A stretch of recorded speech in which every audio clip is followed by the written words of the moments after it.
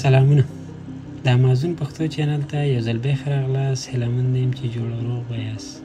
لکه څنګه چې تېره ویډیو مونږه د علي بابا کې د امر ورکولو یا د فرمایش ورکولو یا هم د order place لپاره ریکارډ کړې وه. نو نن راځو په دې ویډیو کې دا روښانه کوو چې په علي بابا کې تصدیق شوي عرضه کوونکي یا ویریفاید سپلایر څه شي ته وایي. په علي بابا کې تصدیق شوي عرضه کوونکي یا ویریفاید سپلایر هغه شرکت یا عرضه کوونکي دي چې علي بابا له لوري یا د درېمګړي معتبر تفتیشي شرکت لخوا پلټل شوي وي. دا تفتیش یعنی د دې هدف لري چې د شرکت قانوني هویت، تولیدي وړتیاوې، فزیکي موجودیت او نور اړوند معلومات تایید کړي. نو تصدیق شوي عرضه کوونکي یعنی کومې ګټې لري چې موږ ته مطلب خریداري کوو.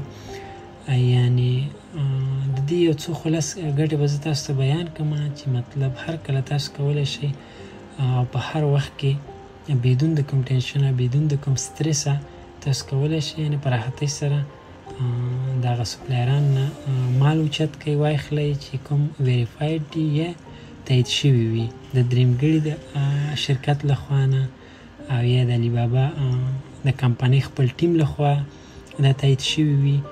نو تاسو کولی شئ د هغې څخه خریداري وکړئ. نو زه به تاسو ته د هغې ګټې بیان کړم چې لومړي قدم کې یعنې د هغه ویریفاید چې کوم دي کوم سپلایران هغې یعنې باور زیاتوي. دا نښه شین ټکی لري یعنې شین ویریفاید ټیک مارک لري او دا نښه خریدار ته دا باور ورکوي چې یعنې عرضه کوونکی رښتینی دی او تر یو حده پلټل شوی دی.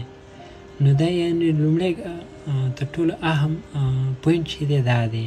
او په دویم قدم کې یعنې اعتبار یې ډېر اوچت وي که نه، یعنې ډېر پرمختللی اوچت اعتبار لري د عرضه کوونکو په وړاندې باندې. او فزیکي په درېیم اپشن کې یعنې فزیکي تفتیش شوی وي. لکه څنګه مې تاسو ته مخکې مثال هم درکړه، اکثره وخت دا عرضه کوونکي د یو درېیم شرکت لخوا یعنې فزیکي تفتیش شوی. صحیح ده. او په څلورم دغه کې چې د اپشن کې د خریدار خوندیتوب، د خریدار پیسې لکه وغیره بې ځای نشي ضایع کېدی او نه خراب وسایل ورته لاسته ورځي چې مطلب یعنې کوم ستونزه ورته نه جوړېږي، نه خراب وسایل ورته سپلایر لیږلی شي یا کوم مسټیک شي یا مطلب وسایل یې خوښ نه شي، پروډکټ کولی شي بېرته ریټرن کړي او پیسې یعنې بېرته ورته خپل امانت یې ورسوي. نو په دې ترتیب باندې دغه 3-4-5 اپشنه چې دي دا یوازې د ویریفاید سپلایر دپاره دي. نو اوس راځو یعنې په دې ځان پوهه کوو چې څنګه پوه شو چې یو عرضه کوونکی ویریفاید دی. نو راځئ ځو د علي بابا ویبسایټ ته او چک کوو چې مطلب ویریفاید سپلایر کوم یو دی او څنګه پیدا کړو او ویې ګورو.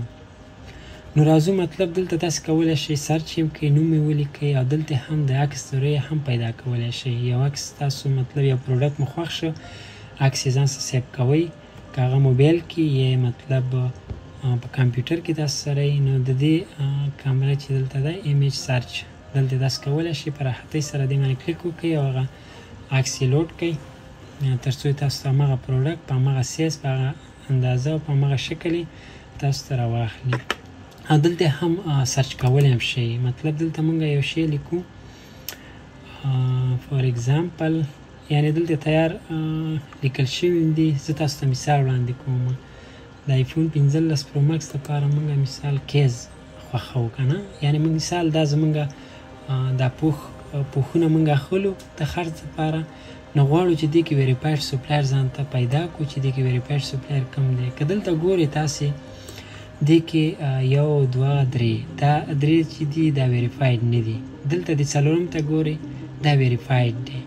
تاسو دلته کتلی شئ دی ویریفاید سپلایر دی، شنه ټکي مې ورته لګېدلي ټیسټینګ په خاطر باندې. او دلته تاسو کولی شئ مخکې د دې نه چې تاسو دلته سر په درد کوي دلته یې وګورئ چې ویریفاید سپلایر به چیرې.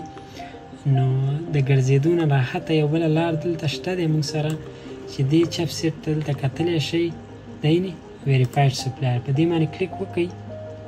دلته به تاسو ته آلریډي ټول ویریفاید سپلایر راشي. صحیح ده؟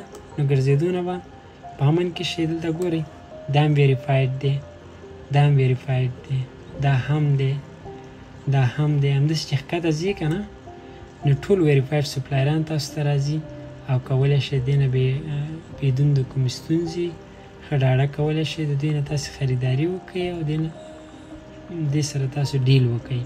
او که غواړئ چې سورس او یعنې اعتبار یې نور هم قوي اوسېږي، دلته ویریفاید پرو سپلایر هم شته دی چې کولی شئ مطلب دا توکمه هم کېکاږئ. څومره چې تاسو خوندیتوب په طرف ځئ که نه هغومره به ستاسو د پروډکټ پرایس یو څه زیاتیږي او ستاسو اعتبار کچه به هم ورسره زیاتیږي. خیر که پیسې لږې څه اضافه لاړې خو ولې ستاسو اعتبار او پیسې او پروډکټ به هم خوندي او معیاري به یعنې کومه ستونزه به پکې نه وي.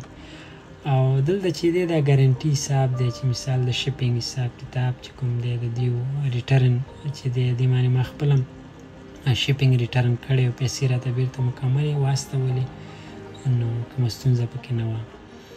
نو دغه وه د نن ورځې شارټ ویډیو، ځکه په تېره ویډیو کې مونږ دا روښانه نه کړه په دې چې ویډیو اوږدېدله نو دلته تاسو ته مونږ روښانه کړه. نو هغه ملګري چې نوي راغلي دي هغه د چینل دا نورې ویډیوګانې هم وګوري تر څو په دې روانه ویډیو باندې ښه پوهه شي او سر یې پې خلاص شي.